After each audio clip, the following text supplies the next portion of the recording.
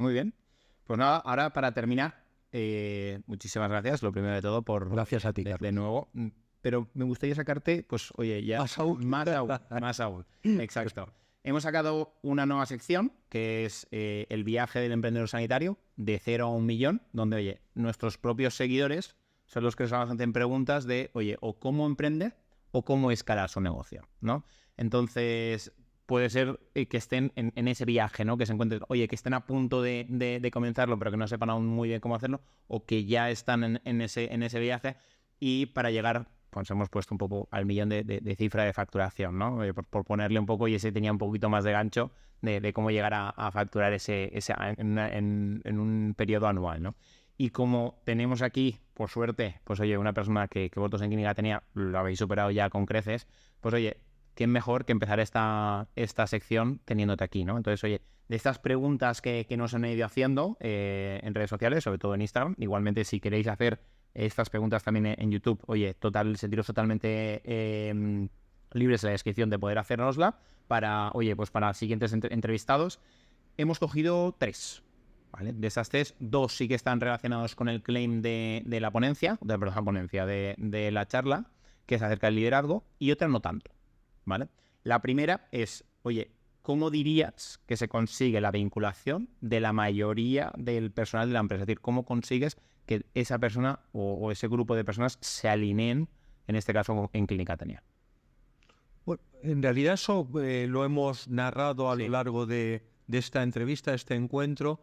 Yo diría que un buen proyecto de empresa es imprescindible, el tener ese clima laboral también es necesario, un buen clima laboral, el reconocer el desempeño de las tareas bien hechas, asignar correctamente responsabilidades. Cuando te asignan una responsabilidad y te hacen dueño de ese proyecto, te sientes muy empoderado, ¿no? Te sientes muy bien.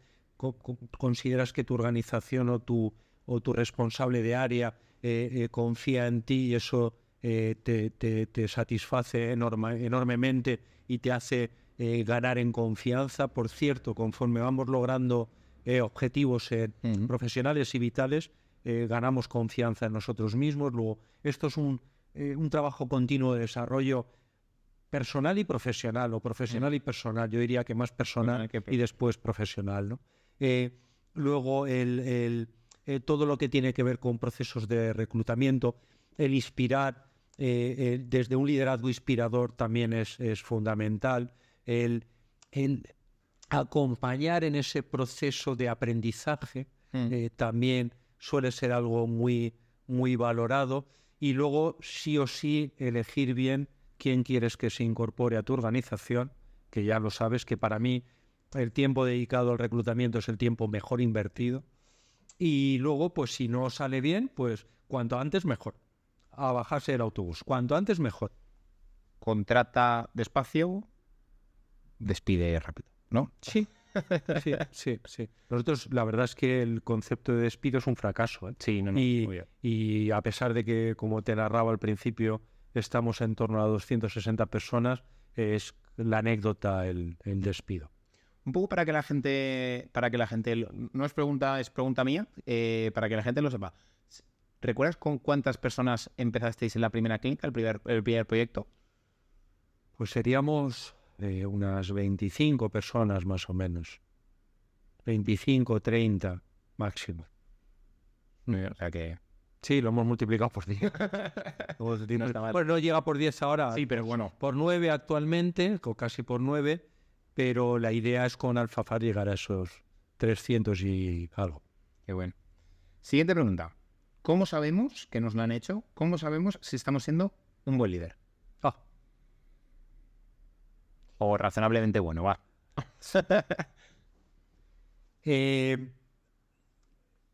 Fíjate que esta pregunta, si me la hubieras formulado hace 5 años, me hubiera costado más. Ahora he tenido que tirar de disco duro y encontrar la que creo que es una buena respuesta. Hace 5 años incluso me hubiera costado más, pero viví en 2020 una situación que, bueno, la vivimos todos, que fue la pandemia, que a mí desde luego me lo puso en bandeja, ¿no?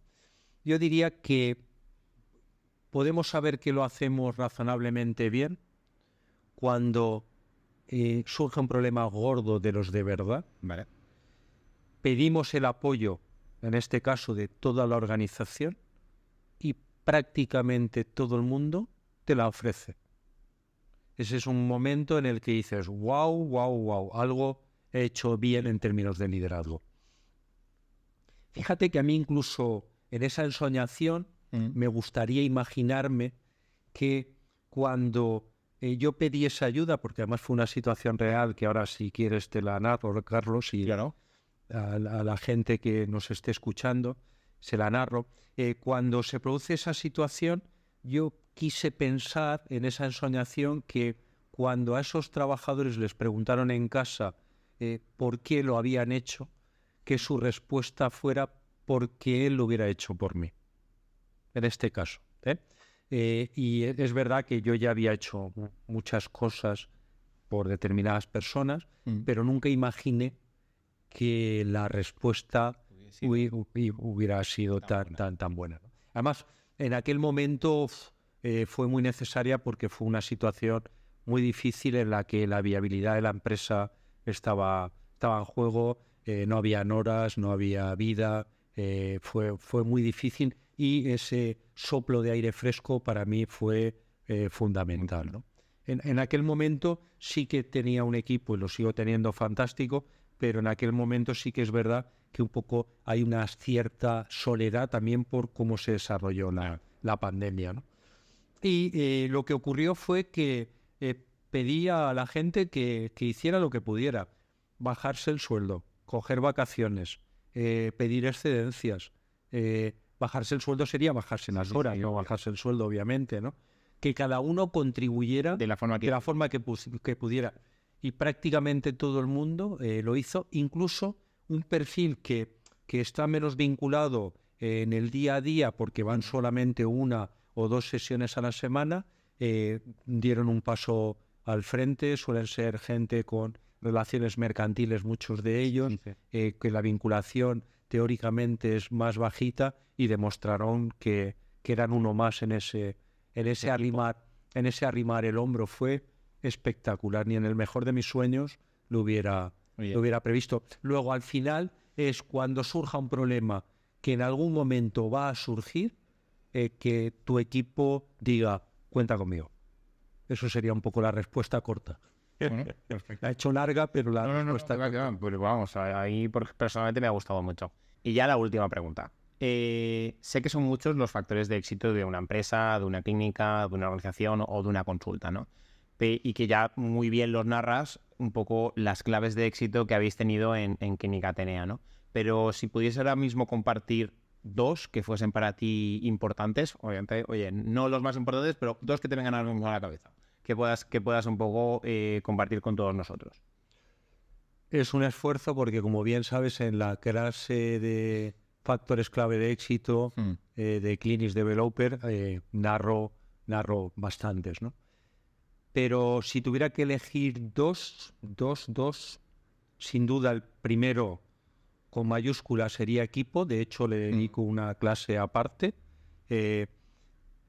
Un equipo alineado totalmente con el proyecto empresarial, con tu organización, con los valores de la empresa.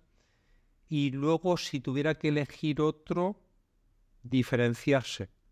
Yo diría que diferenciarse es lo importante, puede ser lo que ofreces, cómo lo ofreces, lo que haces sentir. O sea, no pensemos en que diferenciarse es tan complicado. Busca qué crees que puedes ofrecer distinto y ofrécelo, y también tu capacidad de ser notorio dentro de la diferenciación.